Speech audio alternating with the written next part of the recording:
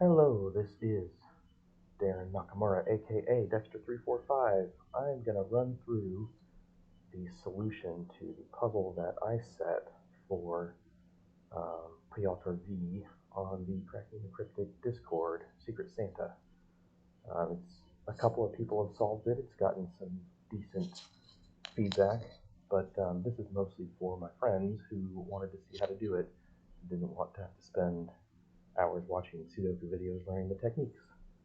So here goes. It is good to know for this that we have sort of two rules in play. There are the quadruples, and then there are the equal sum lines.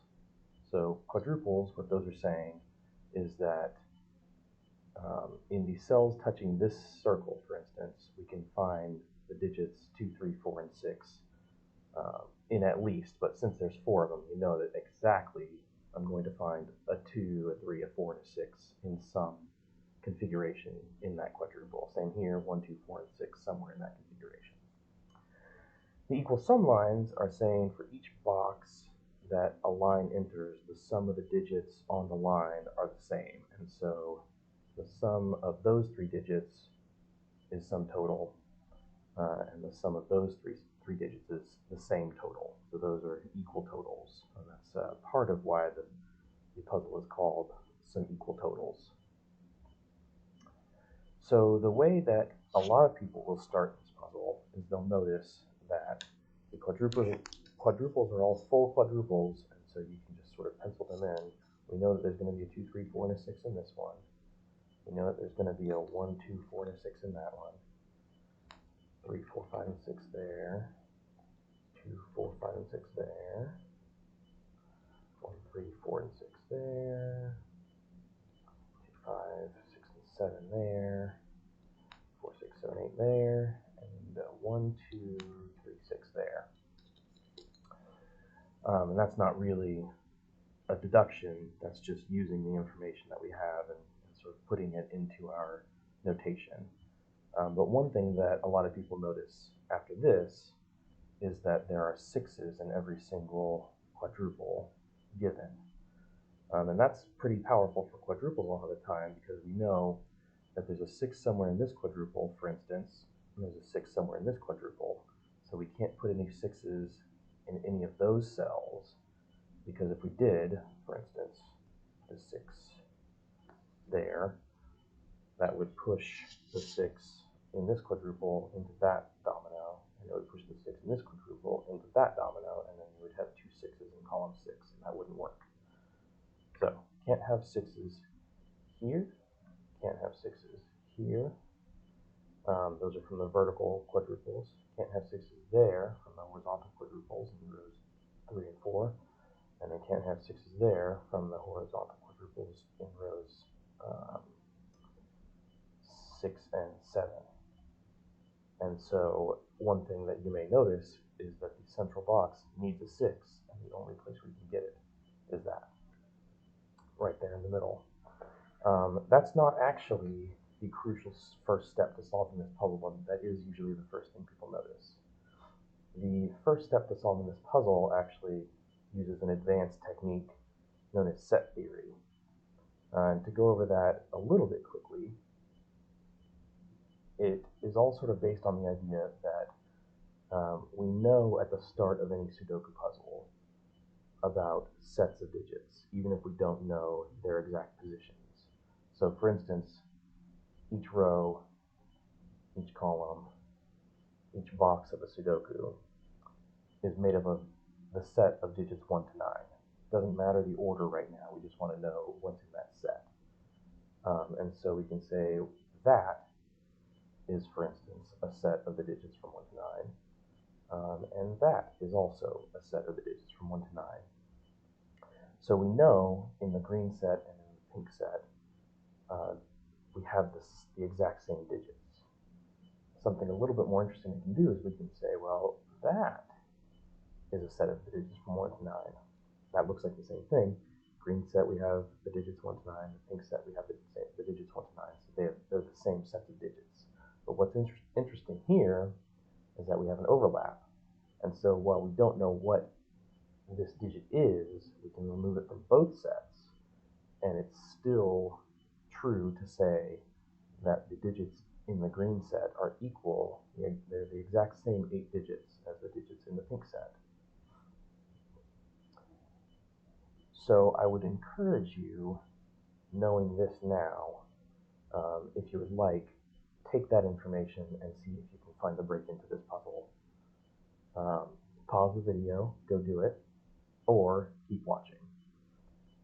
The next little hint I'm going to give before I just start to go with this puzzle is to show you exactly which sets you want to look for. So for this puzzle to mean anything useful, you want to find the following set. So there's that set of the digits from 1 to 9, that set of the digits from 1 to 9, that set of the digits from 1 to 9, and that set of the digits from 1 to 9. We'll make that the green set. And then go into the columns now. That set, that set, that set, and that set. We'll make the pink set. So in green, we have highlighted 4 complete sets of the digits from 1 to 9. In pink, we have highlighted 4 complete sets of digits from 1 to 9. And we have now the same 36 digits in those sets. We can do the same trick where we have these overlapping digits. We don't know what they are, but it doesn't matter because they're in both sets.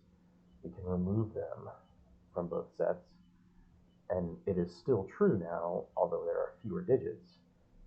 Looks like there are 20 digits in each set, but they are the exact same digits. Now we can take that a little bit further and look at our short stubby equal sum lines, and note what it means for these lines. So this line, for instance, is saying those 2 digits summed together is equal to that digit, and it's also equal to that digit. The corollary of that is that those are the same digit. We don't know what they are, but that digit in pink is the same as that digit in green, and we can remove those from the sets also. We can do the same thing down here. That digit is the same as that digit. We don't know what it is, doesn't matter, we can remove it from the set. And now we have still true to say that the digits in pink, the now 18 digits left in pink, are the exact same digits as the 18 digits left in green. Well, we actually know 16 of the 18 digits in the pink set and the green set, right? We know that from the quadruples. And so we can kind of just go through to see what's missing and know what belongs in these cells. So if we look at ones, there's 2 ones in pink, only one 1 in green, so we need an additional 1 in green, so we know that there's got to be 1 in one of those cells. If we look at 2s, there's 1, 2, 3 2s in pink. There's 1, 2 2s in green, so again, we know that there needs to be a third 2 in green, and it has to come from those cells. And now we can see we have a 1 2 pair here. So we can clean up those pencil marks. Go through the digits still. We have 1, 2 3s in pink, 1, 2 3s in green, so that they're the same digits. 4s, we have 1, 2, 3 4s in pink, 1, 2, 3 4s in green, so those are the same. For 5s, we have 1 5 in pink, we have 1 2 5s in green, so we know we need another 5 in pink. That's going to come from those cells. 6s, we already looked at the beginning. There's a 6 in every quadruple, so there's 4 in each set. They're not going to be in there, and obviously we already have the 6 in there. 7s, we have 1 7 in pink and 1 7 in green, so that's already matching. 8s, we have 0 8s in pink, but we have 1 8 in green, and so the last 8 in pink has to be there, and again, we now have a 5 8 pair, so we can put that in. And then just for completionist sake, we can check there's no 9s in either pink or green. So now we have these digits in the middle. That's the fundamental of the break-in. From here, I think it's a fairly easy puzzle if you understand the mechanics of the different variants. But to continue, we know that one of these is an 8, and we know that whichever one is an 8, it's adding to something and getting a single digit. Well, it can't be 8 plus 2. That would be a 10. Doesn't matter where the 8 is. 8 plus 2 there, we could put a 10 there. So the 8 has to be paired with the 1, and it has to add to 9. So we know that 9 is a possibility in one of those. And if the 8 is pairing with the 1 to add to 9, that means the 5 is pairing with the 2 to add to 7. So the other possibility is a 7. This brings me to probably my favorite piece of logic that I found in this puzzle, which has to do with this quadruple or this quadruple, works on either one. And there's sort of two different ways to think about it. I'll go through both of them. But the way that I first found it was thinking there is a 7 in this quadruple, also this quadruple. And so I don't know if it's here, here, here, here, or here. If it's in these spots, though, that would eliminate a 7 from this spot, which would in turn eliminate a 7 from that spot, because these are the same digit. Or if the 7 in this quadruple were in one of these spots, it would eliminate the 7 from that spot in the row, which would eliminate 7 from that spot, because they're the same digit. So it doesn't matter where the 7 is in this quadruple, it's preventing 7 from being there. The other way to think about it is to ask, okay, what happens if they make that 7? Well, then you can see you can't put a 7 in this quadruple because this 7 is preventing 7 there, this 7 is preventing 7 there. So that's not a 7, that's a 9, that's a 7, that's a 7. We knew that the 9 came from an 8, 1 in the middle, so that's the 8, that's the 1, that's the 2, that's the 5. That leaves us with 3, 4, 7, 9 in the middle. We have 1, 2, 5, 6, 8, yeah, 3, 4, 7, 9. We can use our quadruples to get another digit right now, using that same technique that got us the 6. You can see there's a 4 in one of these quadruples, there's a 4 in one of these quadruples. So that eliminates 4 as a possibility from there. And then also there's a 4 in this quadruple, and a 4 in this quadruple, which eliminates 4 from here, so we can get rid of the 4 from there. So the only place for the 4 in the middle box is now in that spot. From here, we can go on sort of a spree of cleaning up our quadruples using now our known digits in the centers. For instance, this 2 is removing 2 from there, but we know there's a 2 in this quadruple, so it must be there, which means there can't be a 2 here, which means there must be a 2 here, which means two things, can't be a 2 here and can't be a 2 here. There must be a 2 here, that doesn't have an effect. There must be a 2 here, that doesn't have an effect. So that's it for the 2's for now.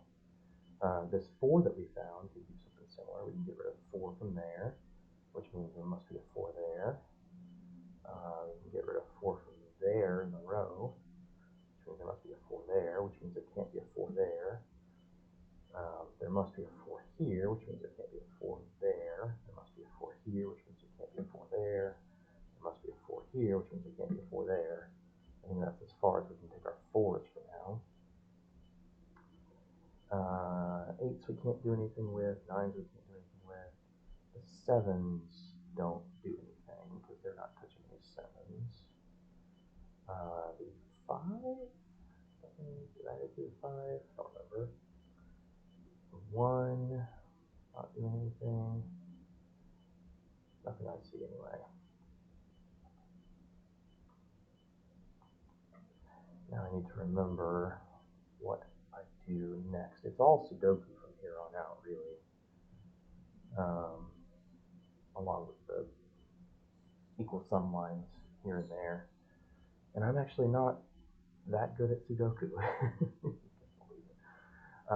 One thing that I do know and it actually takes me a lot of pencil marks to find this on my own, but I know it because I've done it enough, is that if you look at the 8 and the 9 here, and the effect they have on box 6, it can't be there. They're not in the quadruples, so we actually have an 8-9 pair there. That doesn't necessarily do anything yet. I feel like I'm forgetting a quadruple. So I'm just going to look around and make sure. I think I should have more than I have right now. 1, 2, 2.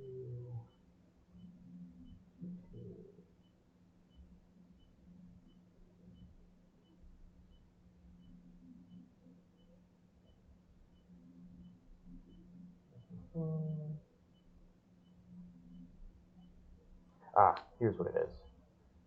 This column now, we actually have a 1, 3, 4, 6 quadruple, which means that we cannot have a 1, 3, 4, 6 in here, so I can get rid of 3 from those positions, which places a 3 exactly there. And that's going to let us go around the board some more times. This 3 is taking a 3 out of there.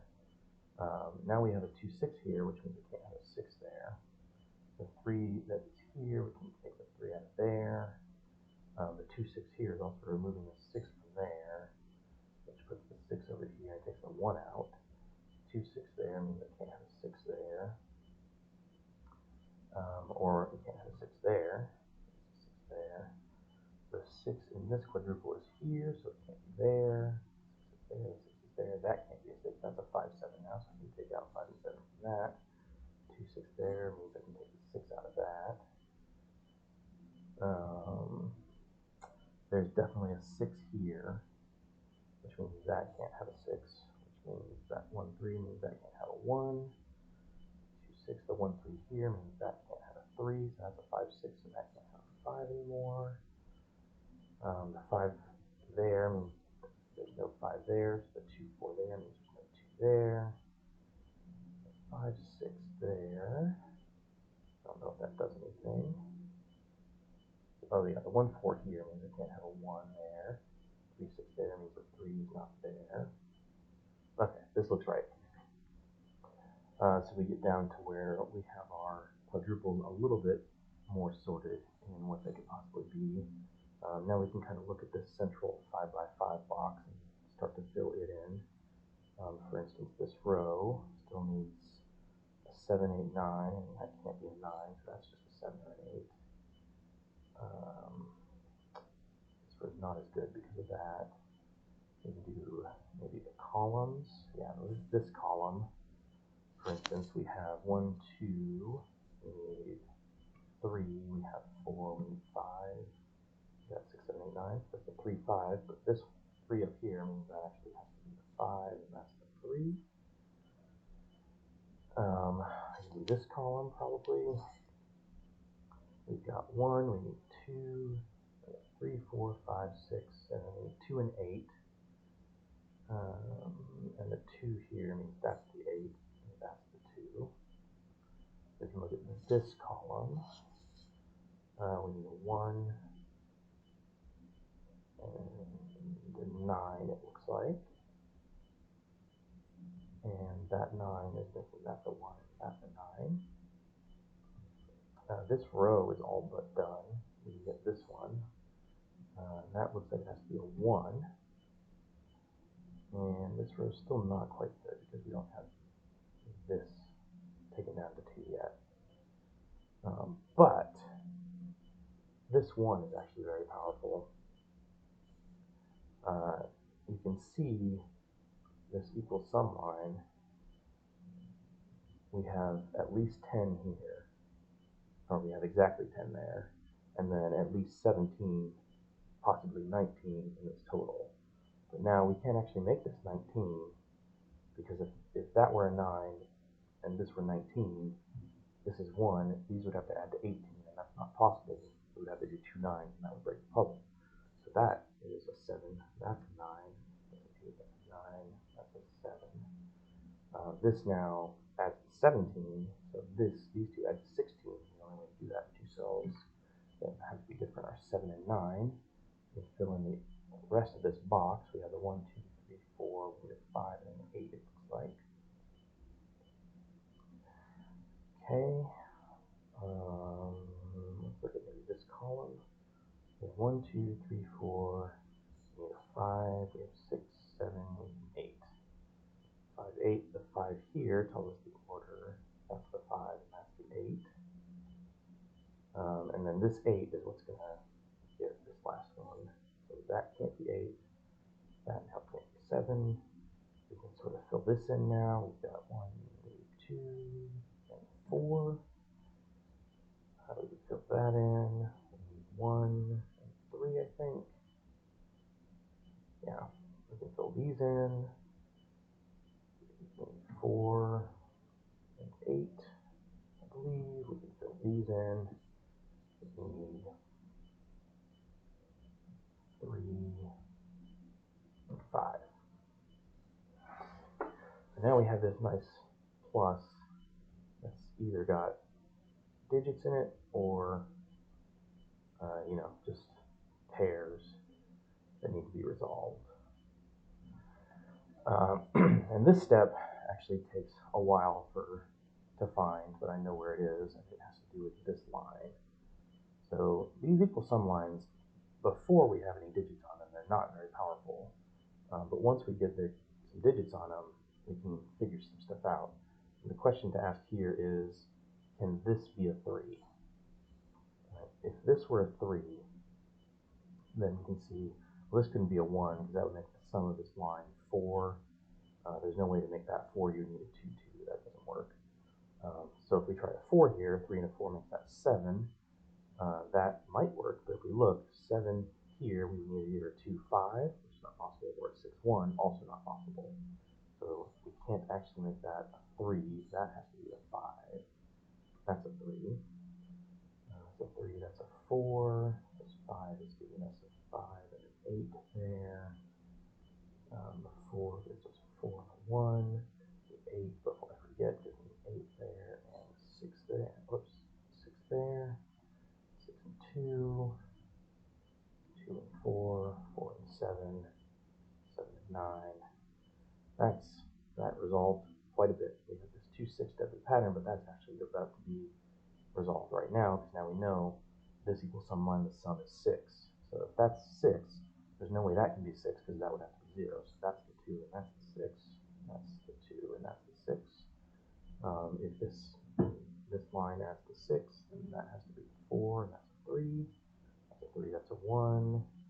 That's a 2, that's a 4. We have a W pattern 5, 6, but again, this line is resolving it. We know that this adds to 6, so that has to be 5, 6, 6, 5. Okay, and then this last one is what's going to resolve the rest of the puzzle for us. This one is also a little tricky to see, but we have 4, 5, so that adds to 9. So then this line is either summing to 10, if that's a 1, or 12, if that's a 3. So let's see, can it be 10? That's a 1, so these would have to add to 9. We would either need 8, 1, not possible, or 4, 5, not possible. So that's not it. So that's a 3.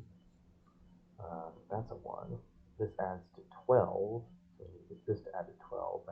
That 1, these have to add to 11. So that's either going to be 4, 7, which is not possible, or 8, 3, which is. So we got 8 there, 3 there, 4, 6, 6, 2. And then I think the rest is just sudoku.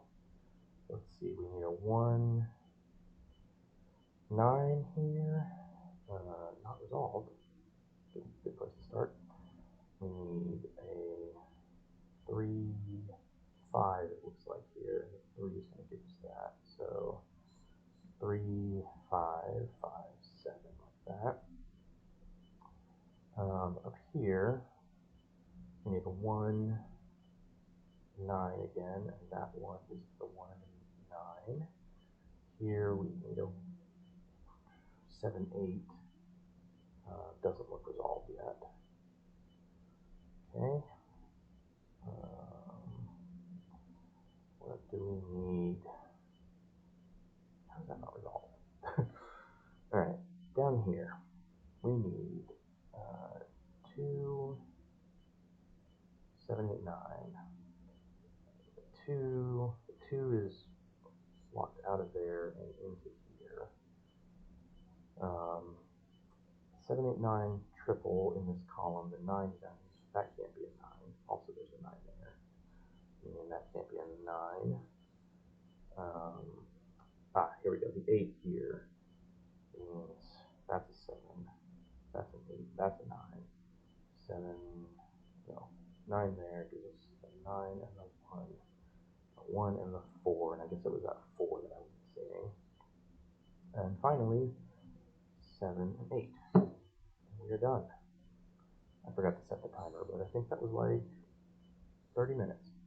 Anyway, that is how you solve sum equal totals. There's a little hidden kind of hint in the name. Not only is it about equal sum lines, which gives us sum equal totals, but SET, T, set theory. That's sort of the hint on how you get started on this puzzle. Anyway, that is it. Thanks for watching. Bye.